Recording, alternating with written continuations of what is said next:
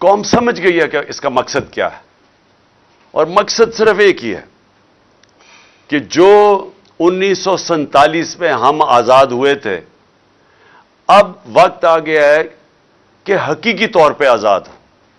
اور پھر سے میں بتا دوں کہ حقیقی طور پہ ایک قوم کیسے آزاد ہوتی ہے۔ سب سے پہلے اس قوم کے فیصلے اس ملک میں ہوتے ہیں۔ کوئی بیرون ملک کی کوئی طاقت، کوئی سپر پاور وہ اس ملک کے فیصلے نہیں کرتی۔ اپنے ملک کے لوگوں کے الیکٹڈ نمائندے ملک کی بہتری کے لیے، عوام کے مفادات کے لیے فیصلے کرتے ہیں۔ اور پھر میں مثال صرف دیتا ہوں کہ اگر ہمیں روس سے سستا تیل ملتا ہے، تو اگر ہندوستان سستا تیل خرید سکتا ہے تو ہمیں بھی اپنے لوگوں کے فائدے کے لیے، جب آپ سستا تیل خریدتے ہیں تو مہنگائی کم ہو جاتی ہے ملک میں۔ تو صرف اس لیے کہ کوئی ناراض نہ ہو جائے، ہم اپنے لوگوں کے اوپر بوجھ ڈالتے ہیں مہنگائی کا، کیونکہ ہمیں خوف ہے کہ کوئی ہمارے سے بڑی پاور ناراض نہ ہو جائے۔ یہ غلامی ہے۔ آزاد قومیں اپنے لوگوں کے لیے فیصلہ کرتی ہیں۔ اور دوسری چیز، اصل میں انسان آزاد انصاف کرتا ہے۔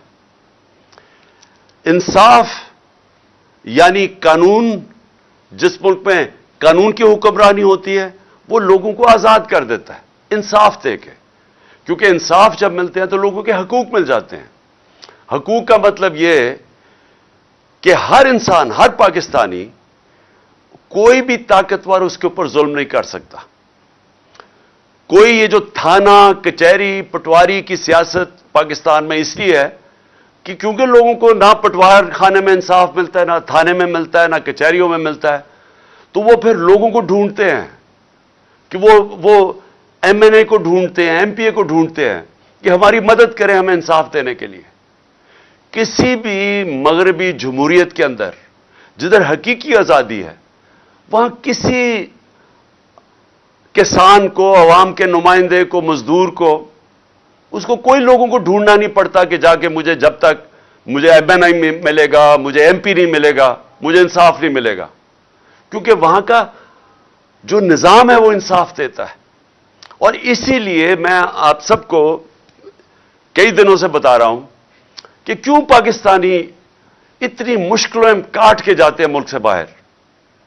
چکوال میں تو نہیں، لیکن گجر خان کے کئی لوگ ہیں جو میں باہر ملا ہوں، یورپ میں ہیں، برطانیہ میں ہیں، وہ کیوں جاتے ہیں باہر؟ اور مشکلوں سے جاتے ہیں، کیونکہ ادھر ان کے جو ملک کا نظام ہے وہ، کیونکہ وہاں انصاف ہے اور وہاں انسانوں کی حقوق کی تحفظ ہے، تو جو لوگ محنت کرتے ہیں انہیں پتہ ہے کہ ان کو محنت کا پھل ملے گا۔ یہ نہیں کہ وہاں کوئی پیسے لوگوں کو بانٹ رہا ہے، وہاں کا نظام ایسا ہے کہ جو محنت کرے گا اس کو اس کا پھل ملے گا۔ اور جو تیسری چیز کہ جو تجارت کرنے جاتے ہیں، مثلا کوئی سرمایہ کاری کرنے جاتا ہے، کوئی بزنس کرنے جاتا ہے، ادھر ان کو یہ اعتماد ہے کہ ان کی جو بزنس ہے وہ اس کو چلانے کے لیے کوئی رکاوٹیں نہیں آئیں گی، رشوتیں نہیں مانگی جائیں گی، سرکاری محکمے ان کی زندگی مشکل نہیں کریں گے جب تک وہ پیسے نہیں دیتے۔ اور اسی لیے وہاں سرمایہ کاری زیادہ ہے، وہاں خوشحالی زیادہ ہے، وہاں روزگار زیادہ ہے، کیونکہ وہاں لوگوں کی حقوق کی حفاظت ہے۔ تو انصاف ہوتا ہے تو خوشحالی ہوتی ہے۔ یہ آپ سب سمجھ جائیں کہ یہ جو ہماری حقیقی آزادی کی تحریک ہے، اس کا سب سے بڑا مقصد یہ لوگوں کو آزاد کرنا، انصاف دے کے، اور انصاف دے کے خوشحال کرنا، روزگار دینا، یعنی وہ ملک جدھر سرمایہ کاری شروع ہو، جدھر کارخانے لگیں، جدھر کسانوں کی مدد ہو۔ اور میں کسانوں کے اوپر پھر سے آخر میں بات کروں گا، لیکن جب تک ایک ملک کے اندر قانون کی حکمرانی نہیں ہوتی، جب تک ایک ملک میں طاقتور اور قانون کے کمزور کے لیے ایک قانون نہیں بنتا، تب تک لوگ آزاد نہیں ہوں گے۔ اور میں بار بار یہ کہتا ہوں کہ اگر ملک کا ایکس پرائم منسٹر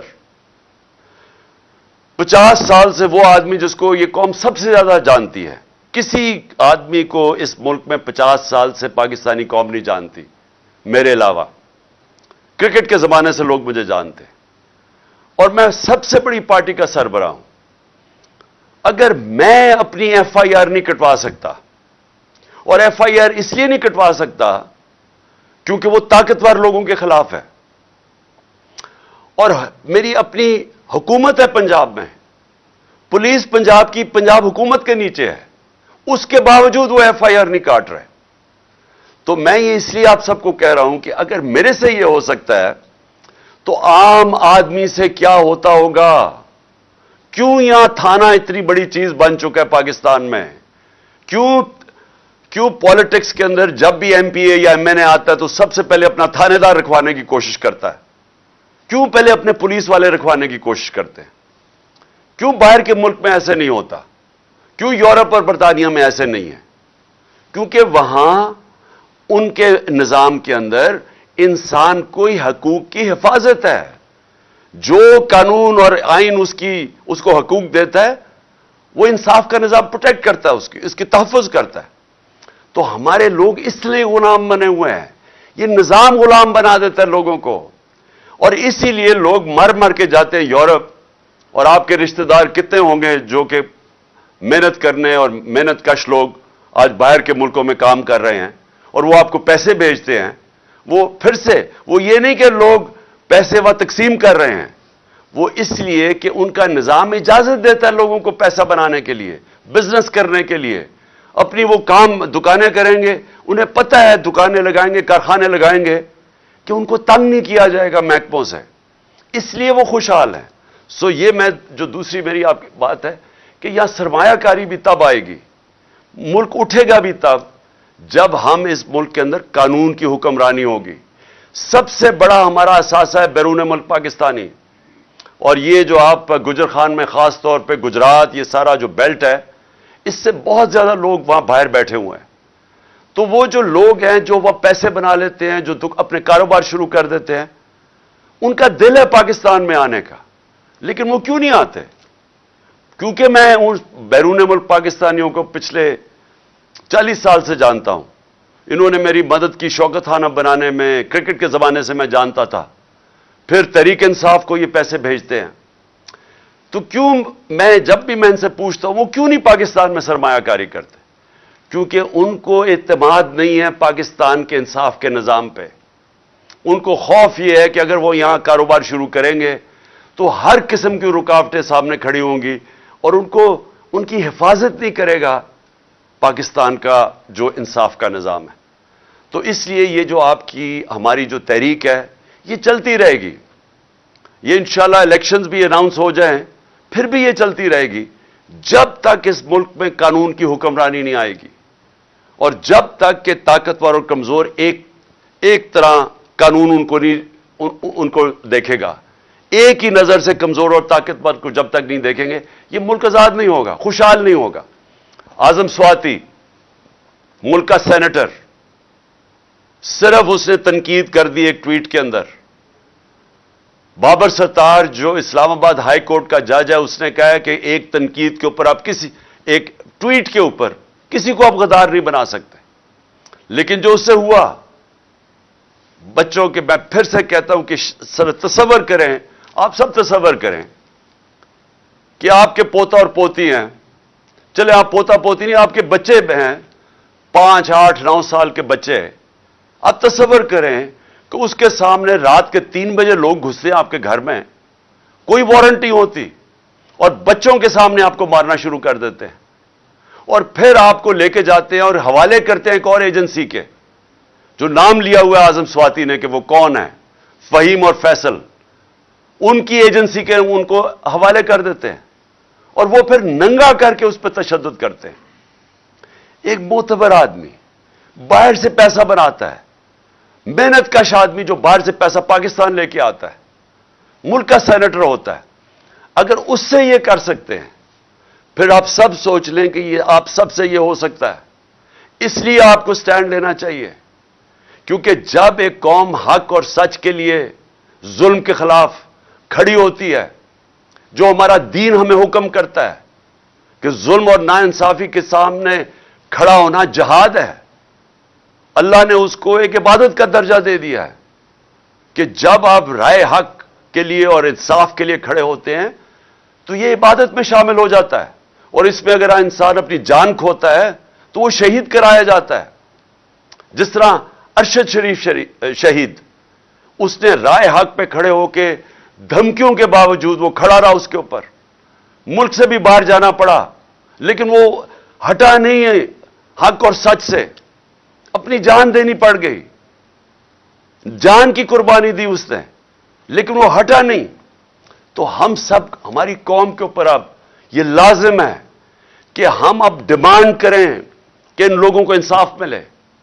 ایک پاکستان کا نمبر 1 انویسٹیگیٹو صحافی, جس کی ضمیر کی کوئی قیمت نہیں تھی, اس سے یہ ہوا ہے, ملک کے سینیٹر سے ہوا ہے, پاکستان کے ایکس پرائم منسٹر سے یہ ہوا ہے. ہمیں اگر انصاف نہیں ملے گا تو باقی کس کو ملے گا اس ملک میں انصاف؟ تو لہٰذا یہ مارچ جو ہے, یہ ایک ہم اس کو عبادت سمجھ کے کریں. یہ جہاد ہے, میں اس کو جہاد سمجھتا ہوں. مجھے یہ جس طرح انشاءاللہ میں ٹھیک ہوں گا, اور کل میں بتاؤں گا کہ انشاءاللہ میں پنڈی کب آؤں گا اور کس دن. میں چاہتا ہوں سارے پاکستان سے لوگ پنڈی آئیں اور اس میں شرکت کریں, ہماری حقیقی آزادی کی مارچ میں. ساری قوم کو پتہ چلے کہ یہ پاکستانی قوم جاگی ہوئی ہے.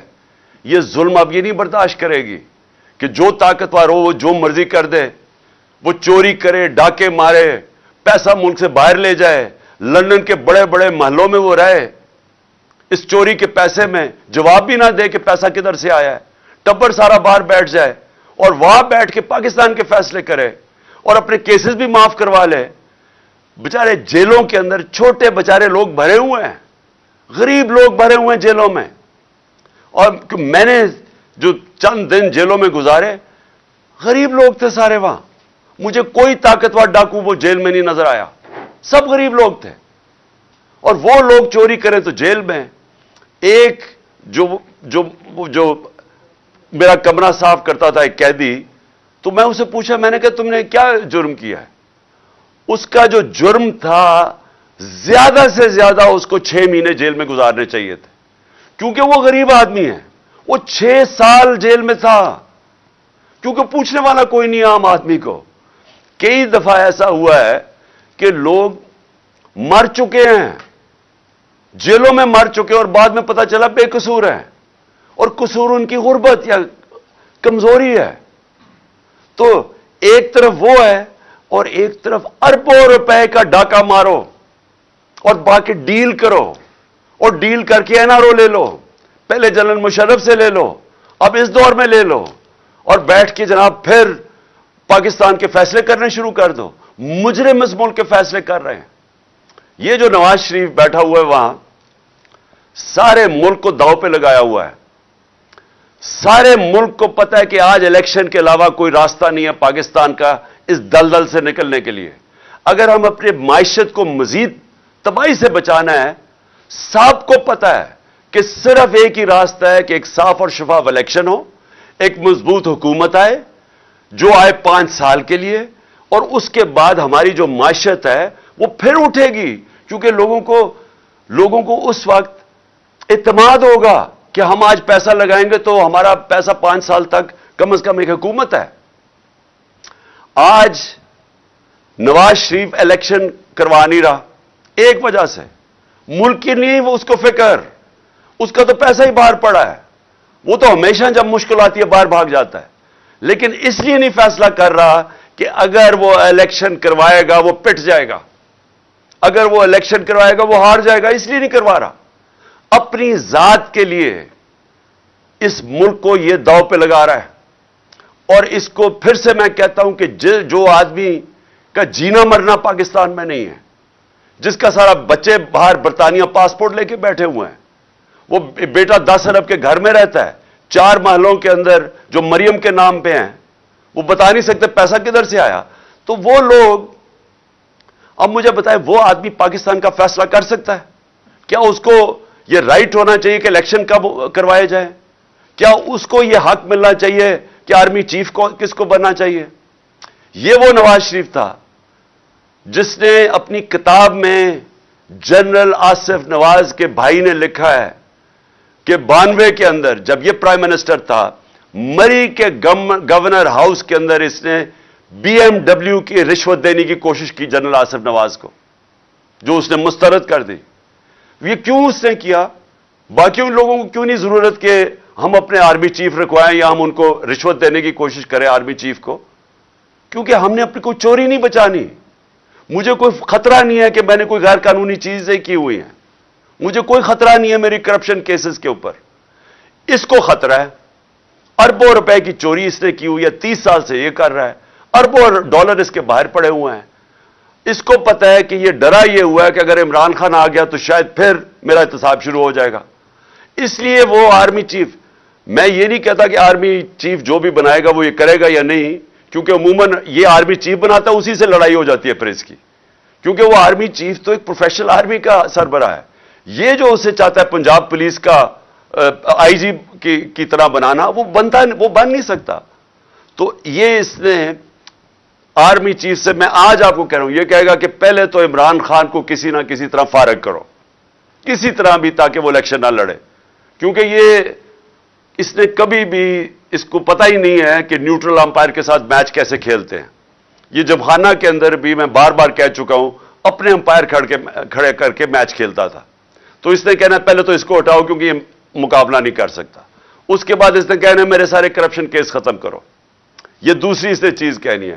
اور تیسری, اس نے پورے اپنے ہر قسم کا الیکشن کمیشن تو پہلے ہی اس کا ہے, تو اس نے ان سب کو اپنے, جب تک اسے یہ نہیں پتا چلے گا کہ الیکشن جیت نہیں جائے گا, اس نے الیکشن نہیں کروانے.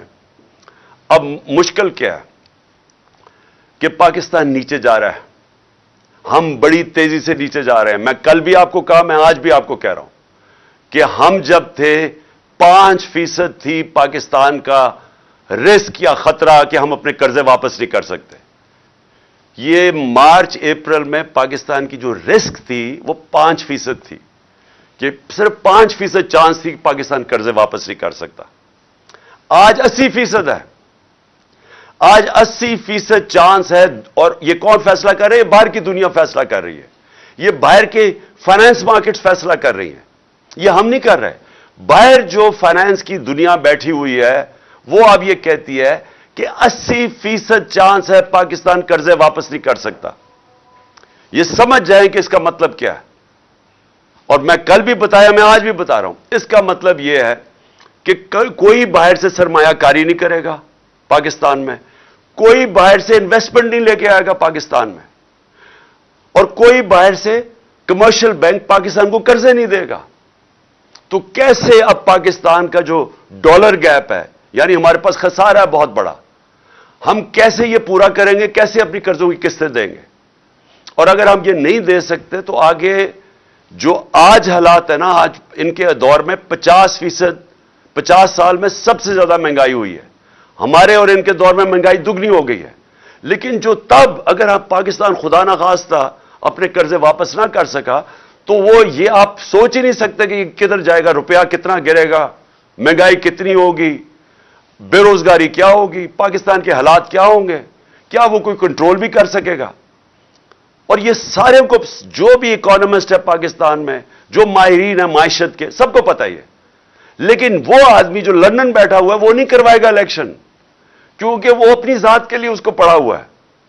اور اس لیے میں آج یہ آپ سب کے سامنے یہ آج کہنا چاہتا ہوں کہ ہمارے ملک, یہ جو ہماری مارچ ہے, یہ الیکشن اس لیے چاہ رہی ہے کہ یہ آدمی جس کا کوئی سٹیک پاکستان میں نہیں ہے, یہ اس ملک کو تباہی کی طرف لے کے جا رہا ہے اپنی ذات کے لیے. اور اسی لیے بہت ضروری ہے کہ جب میں انشاءاللہ کل کے دن, میں آپ کو دن بتاؤں گا کس دن آپ نے پنڈی پہنچنا ہے, میں سمجھتا ہوں سارے پاکستانیوں کو اس طرف آنا چاہیے. اور میں ایک اور چیز پہ آج بات کرنا چاہتا تھا. 6 ہمارے پولیس والے کل شہید ہوئے ہیں دہشت گردی میں, اور ہم دیکھ رہے ہیں کہ جب سے یہ حکومت آئی ہے دہشت گردی بڑھنی شروع ہو گئی ہے.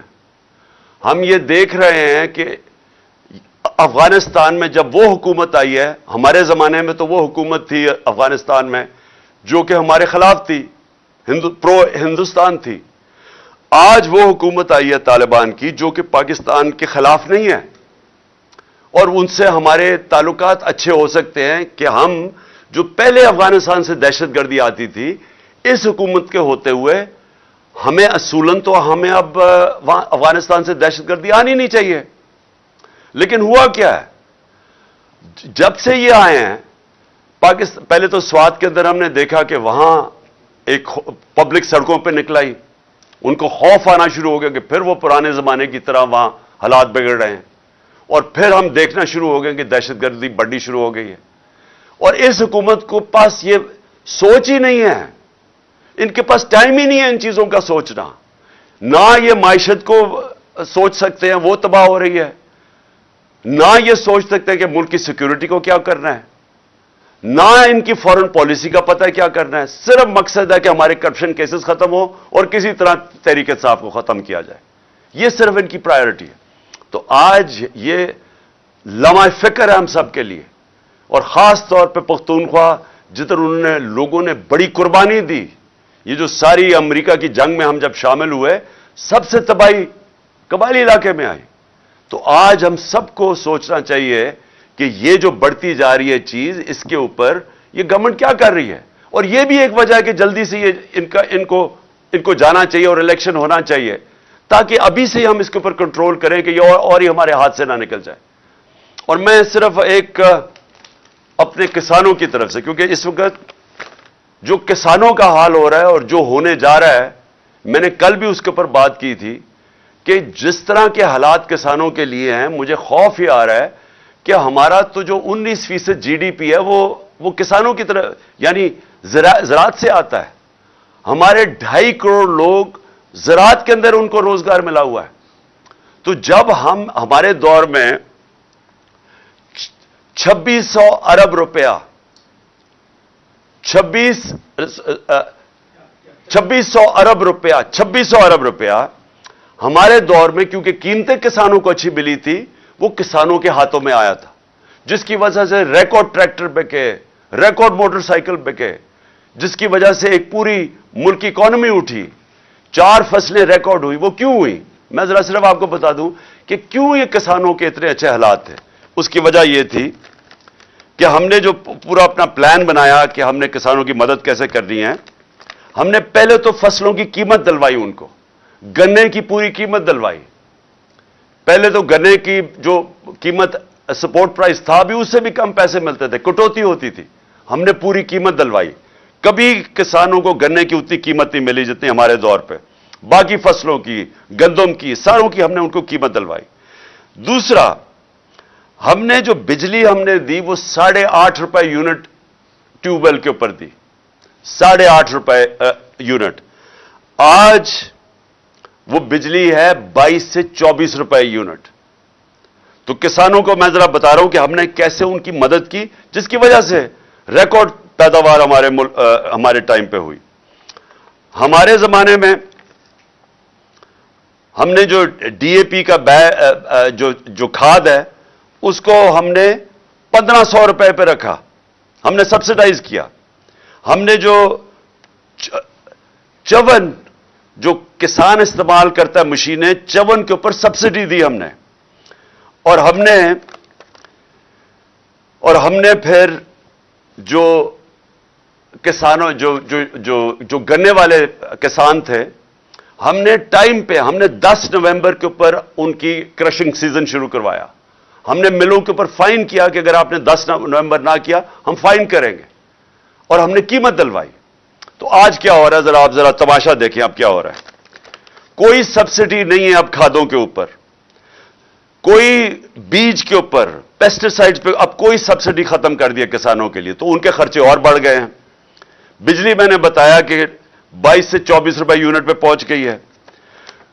کسانوں کو جو ہم نے قرضے دینے شروع کیے تھے، یا سود کے بغیر غریب کسانوں کو یا سستے، وہ سارا ان کے اوپر پوری کوئی سبسڈی نہیں ہے قرضوں پہ. اور جو 1800 ارب روپے کا شہباز شریف نے پیکج دیا ہے، ذرا کسانوں سے پوچھیں کہ وہ سوائے اشتہاروں کے اندر، کیونکہ شہباز شریف کی جو ڈیولپمنٹ ہے وہ صرف اشتہاروں میں ہوتی ہے، ان سے پوچھیں کہ یہ 1800 ارب روپیہ کدھر گیا ہے، پوچھیں کسانوں سے. اور میں آج اپنی پنجاب کی حکومت کو بھی کہنا چاہتا ہوں کہ دیکھیں میں نے بڑی ڈسٹربنگ ایک چیز پڑھی ہے کہ اب یہ جو شوگر ملز ہیں انہوں نے کہا کہ وہ جنوری میں جا کے شوگر کرشنگ کریں گی. یعنی جنوری میں اگر شوگر ملز جا کے کرشنگ کریں گی اور انہوں نے کہا کہ اگر ہم ایکسپورٹ نہ کرنے دی تو ہم جنوری میں کرشنگ کریں گے. یہ کسانوں کا معاشی قتل ہونے جا رہا ہے. پہلے تو وہ گنے کا اس کا جو وزن ہے وہ کم ہو جائے گا, اس کو قیمت کم ملے گی.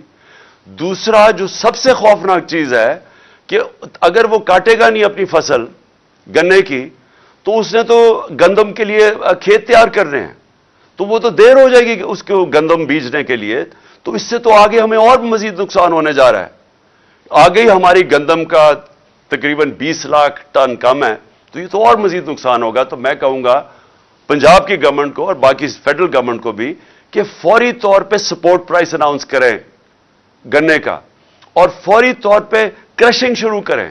ہماری کرشنگ شروع ہو گئی تھی جب ہماری گورنمنٹ تھی 10 تک. آخر میں آپ کو صرف یہ بات کہنا چاہتا ہوں کہ میں اپنا پرسوں انشاءاللہ میں کل اناؤنس کروں گا میں اپنی لانگ مارچ کس دن پہنچے گی اسلام آباد. میں وہ کل دن اناؤنس کروں گا. میں نے اپنے ڈاکٹر سے بھی کل میری ملاقات ہے, وہ بھی میری ٹانگ دیکھ لیں گے. اس کے مطابق میں انشاءاللہ کوئی اگلے ہفتے کا دن دوں گا آپ کو. میں پھر ساروں کو کہنا چاہتا ہوں کہ ہماری جو حقیقی آزادی کی جو جہاد ہے, میں ساری قوم کو کہنا چاہتا ہوں کہ اس پہ شرکت کریں. میں صرف ایک چیز سے ختم کرتا ہوں کہ یہ اس طرح کے آج حالات میں نے مارشل لاء مشرف کے مارشل لاء میں نہیں دیکھے. خاص طور پہ جو صحافیوں کے اوپر پریشر ہے, جو میرے اوپر FIR, ہمارے لوگوں پہ, یہ کبھی ایسے نہیں تھا. یہ صرف ڈرانے دھمکانے کے لیے. میں آج بولڈ ٹی وی والے شعیب شیخ کو, انہوں نے اس کی زندگی کو خطرہ اب ہو گیا ہے.